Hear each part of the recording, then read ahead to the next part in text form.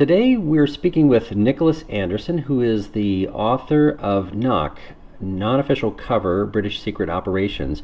And today we're going to be speaking about a topic that is in the second forthcoming book, which is called Knock Twice. And the topic that we'll be speaking about today is Gladio. And Nicholas, can you mention, I know that there is something about when the book is coming out for the second book. Would you say something about that?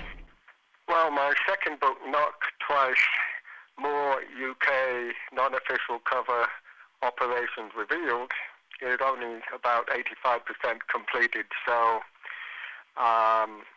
it will be released this year, obviously. But even when I'm completed, I may hold it back to see if I can release it simultaneously with some kind of promotion on the film that's being in development.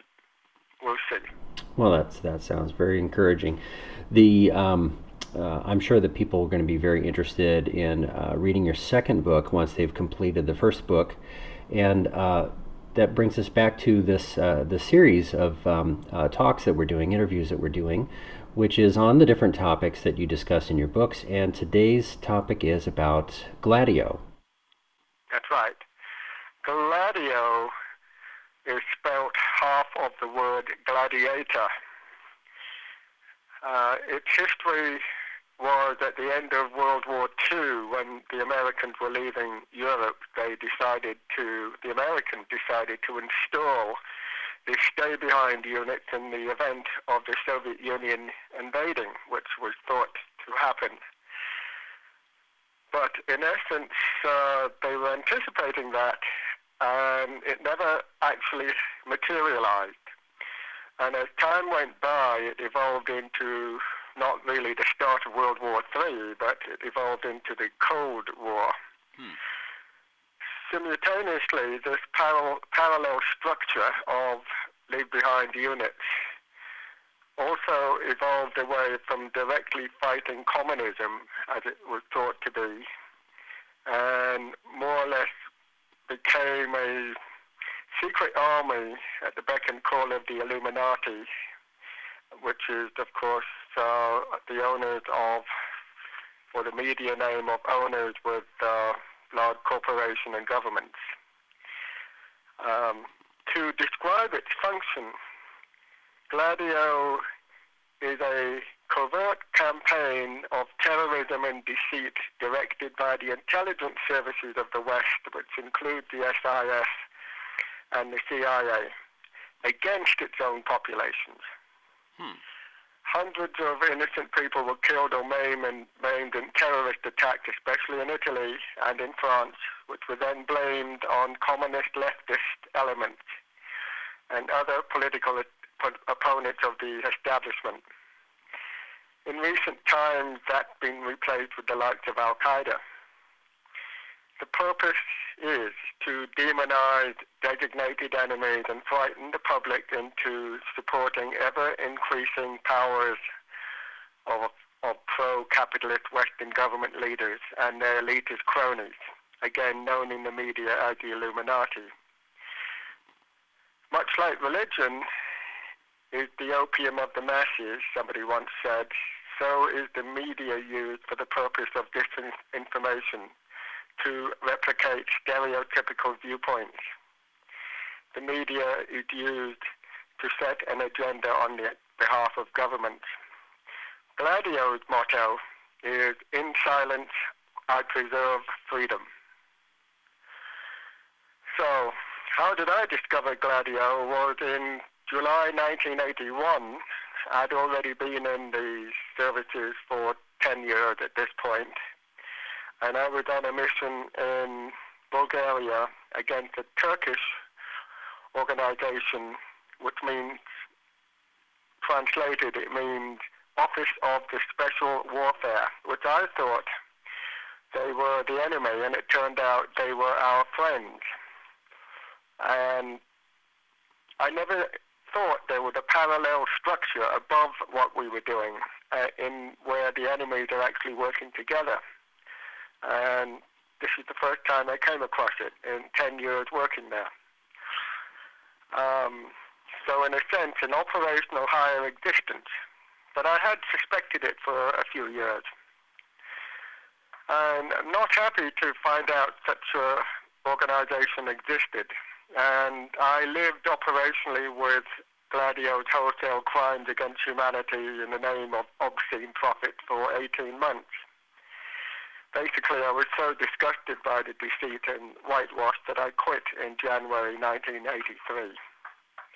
I've lived with it now for half of my life, knowing that there's this parallel structure over and above what we're trying to do, where the enemy is actually our friends, in the name of humongous profits. But I've kept silent about it, but the Gladio motto, in silence I preserve freedom, I can say that I've kept silent, but it isn't freedom. Over to you. Now, in preparation for the interview today, I did a little bit of research just to see how much information is out there about Gladio.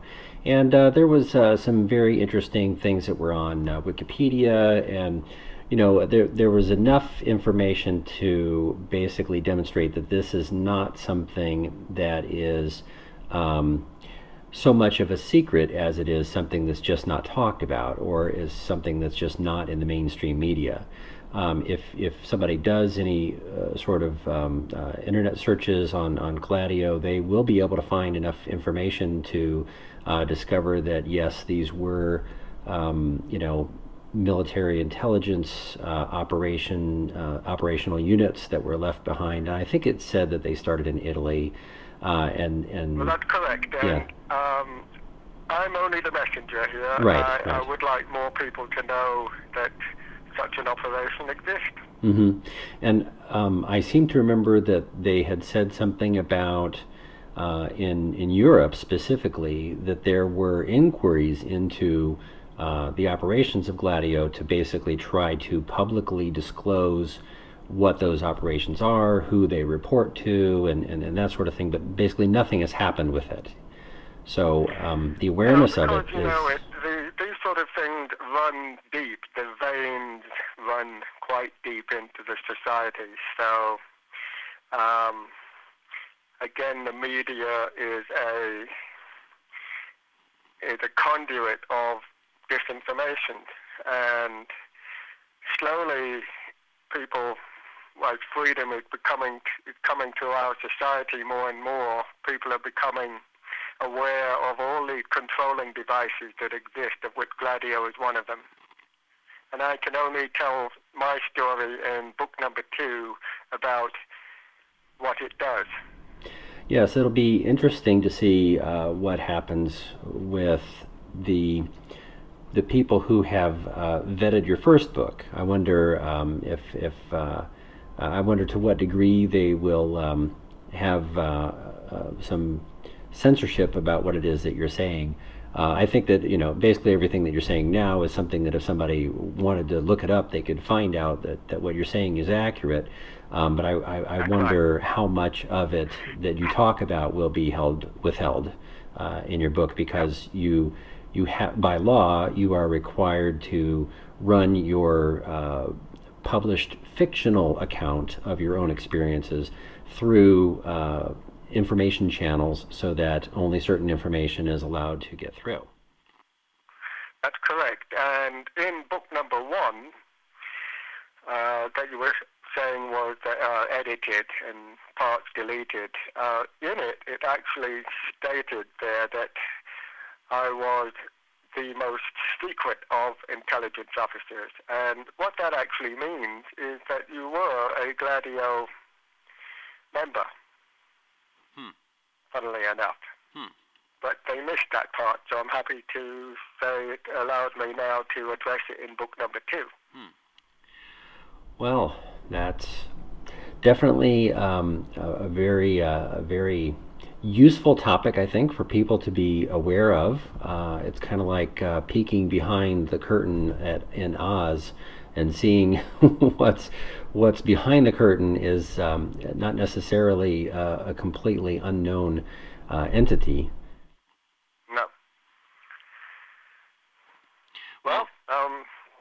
help people do their research and look things up, find out what's going on in our world. Absolutely. And if people wanted to be posted about when the new book will be coming out, considering that it's 85% complete and you plan on releasing it this year, people can go to nicholasanderson.info to get some information about that book that will be coming out. And of course, as you mentioned, there is a reference to it in the first book, which is available through your website at nicholasanderson.info.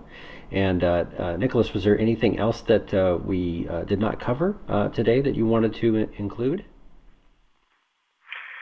Only that when the defense notice took out 400 pages in my book, the first book, that there were parts in there about Gladio that they had deleted. So I've learned a lesson about that, and so when I'm writing about it in book 2, I have to be careful about how I write it. So at least I'm aware of it now. Right, right. Well, I'm sure that you will be clever about your what you write specifically, and hopefully you won't be as cautious, but perhaps more clever than cautious. That's right. Okay, well, thank you very, very much for your time today, and I look forward to our next conversation. And thank you so much again for your time. And you too.